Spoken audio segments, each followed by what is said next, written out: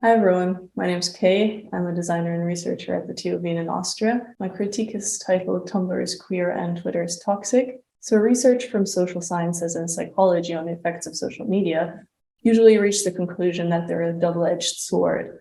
So they can have both positive and negative effects on our mental health, which is usually due to individual factors. So whether they impact us positively or negatively, or both, which is usually the case, depends on the many factors that make us who we are, like lifestyle, mental health, social interaction style, usage style, and so on and so forth. And many, including me, are looking towards which effects are social media geared by design, and what do we know in the field of HCI about the connection between design and the deeply personal and emotional experiences we have with social media. So seeking to understand design, we are often seduced to look at very neat and isolable phenomena such as addiction or dissociation, or single design aspects such as the notifications or the scroll function. And this is very relevant, but when we look at users, they often discuss social media as a whole and in terms of feelings. And they also often speculate about the design and the reasons behind these feelings and how it connects. And these discussions are then echoed in social and media sciences, for instance, who gain very design relevant and HCI relevant knowledge through this. For instance, the repeated and resounding cry for customizability.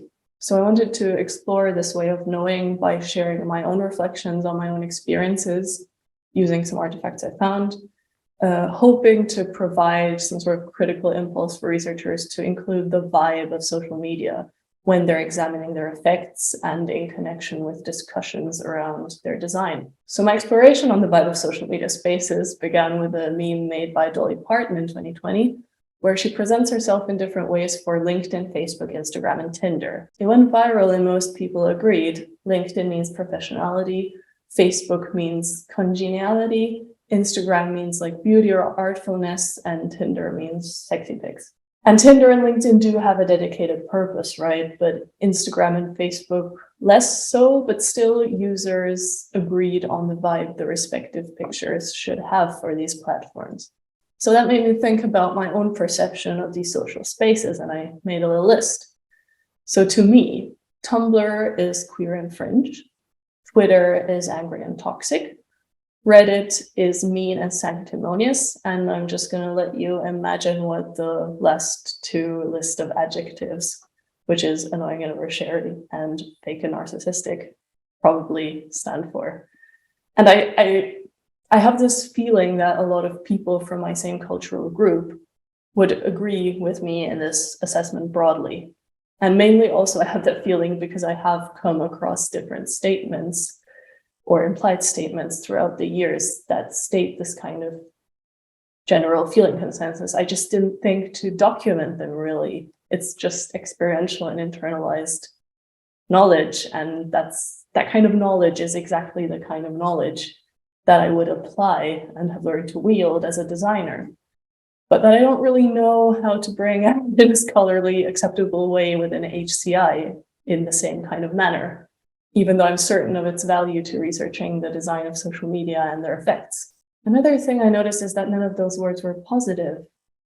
I would struggle to think of positive words that I would be just as sure people would agree on, except for Tumblr is queer. And then that got me thinking about Reddit and Tumblr, right? Users identify more with these platforms.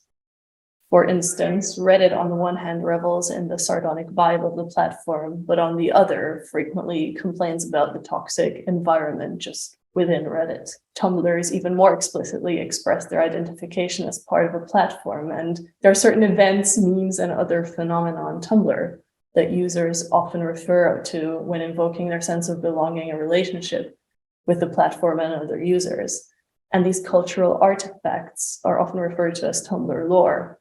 They circulate time and again, and even certain parts of the history of the platform, when certain fandoms were very prevalent, is transported in a way that really reminds me of oral history.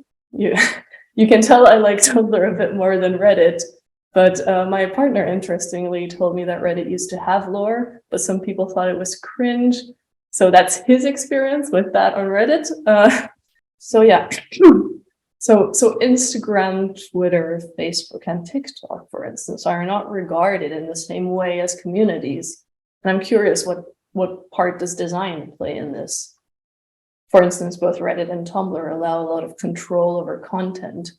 Coming back to my own experience to talk about customizability, I spent hours and days trying to train Twitter to show me content I want and filter out traumatizing stuff, to no avail. While on Tumblr, I have more control, not only at a content level, but also at a purely visual design level. Tumblr is customizable, and it makes me happy to have my own space. And I keep thinking about it, you know? Why do I feel unsafe and carefully choose my words on Twitter, but then post very vulnerable things without a second thought on Tumblr? Why do I feel the need to vent on Twitter when I'm angry? But if I find something cool and interesting, I want to share it on Tumblr.